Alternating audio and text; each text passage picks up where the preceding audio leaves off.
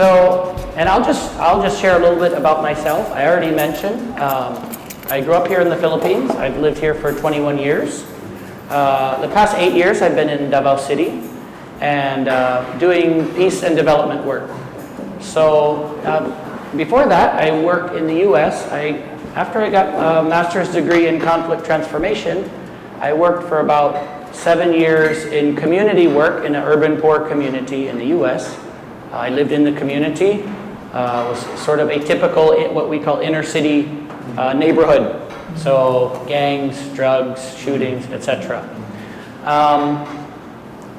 During that time, I worked in the school system, the public schools in the United States, and I worked on a program called Restorative Justice. So we'll share a little bit more about that. But in the city of Denver, where I was working, the school system decided to adopt this principle or this idea of restorative justice in handling their students, and turned out to be quite effective. So I was fortunate to be part of that process within the school system. And so I hope some of the things I learned there, and also even recently in Mindanao over the past 8 years, can also be enlightening and enriching for our discussion. So, yeah, so that's a little bit about me. One of the unique things that people don't usually think that they would associate with me is that I am also a former U.S. Marine. So I spent 6 years as a soldier in the reserves. So that was part of my journey also of realizing that my calling was not to be a war maker, but to be a peacemaker. And so that's through a series of events. Now here I am, here we are together. So this is part of our journey, and I hope that we can really be encouraging to one another. So I'd like us all to start out by thinking about how do we respond to conflict. Okay, when there's conflict in our lives, what is our initial response? What is our initial feeling about conflict? So, and we're going to do that by we're going to imagine that there is a line going diagonal across this room, and it's sort of, but it will weave around the tables here, and we will imagine that where I'm standing over here is a conflict. And what you will do is put yourself on this imaginary line as to how would you respond to a conflict. If I'm the conflict, I'm the problem. Okay, say a problem at work. And you found out that there was this conflict happening. Would you want to get close to that conflict? Would you want to get involved? Or is your initial response or your initial feeling is, mapalayo lang, I'll get far away from this situation because I don't, for whatever reason, okay? So let's put this, so everyone will stand up and put yourself, or maybe you're somewhere in between, okay? Put yourself on this imaginary line from between me and where Edna was just sitting. She would be the person far away from the conflict, and I am the conflict. So let's stand up and put yourself on this line where you would find yourself in relation to a conflict that you just discovered in your workplace. So that's, imagine in your mind, where would I put myself? Okay, and the conflict is still here, but I'm gonna move around. So just imagine this line goes this way.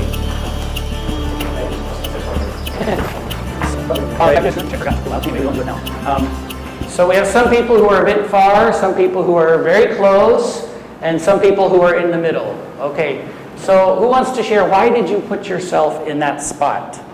Okay, and I'm going to take some notes as you share with me. I'm going to try to pull out some reasons why people put themselves in relation to conflict. Who would like to share, why did you put yourself in that spot?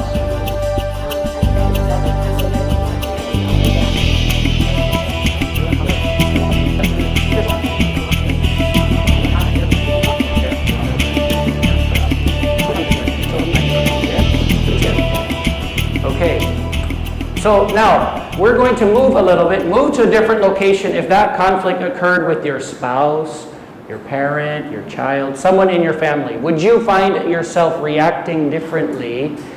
Because this was first a work conflict. If this was a family conflict, would you react differently to that conflict? Maybe you would, maybe not. So if you would move, then move to a different location about that. Okay, so people are moving closer and closer. Maybe a little bit. Okay. Why? What changes? Why the movement closer? But no one moved away. Sometimes the family conflicts are the worst. The most mainit. Okay, now if this conflict has been going on for a long time, where would you be? Okay, so move. Now, okay, some people still get even closer. Some people are moving further away. Okay, now why are we moving in different directions here?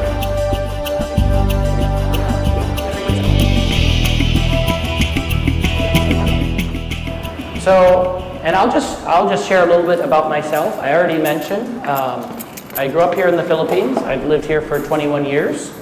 The past 8 years I've been in Davao City and doing peace and development work. So before that, I worked in the U.S. After I got a master's degree in conflict transformation, I worked for about 7 years in community work in an urban poor community in the U.S. I lived in the community. It was sort of a typical, what we call inner city neighborhood. So gangs, drugs, shootings, etc. So if you all could help me, you will be my assistants. If one of these is green, can you just get some tape and put it under the green column over there? And if it's yellow, then I'll just let people distribute these. You can put them on the yellow or the orange. And then the rest of us, there's already tape on the wall, so it's faster. We can go back to our seats. So I call this the good, the bad, and the ugly, but it's not ugly. I change it to scary, conflict, and conflict energy. So one of the things we can learn from this is that sometimes we don't have a choice. Sometimes conflict comes to us, whether we like it or not. And so then we just have to get involved. But we can have initial reactions, and oftentimes that is in part due to what is the energy that's happening. And that relates to a number of things. It can relate to the type of conflict, if it's work, if it's home, it can also relate to where we are in that conflict. Is this the beginning? It's what looks like the beginning of the conflict, or is it near the end? And so we can say some of this brings out some good responses. Maybe these brings out some scary responses, or that scary energy, or that bad energy.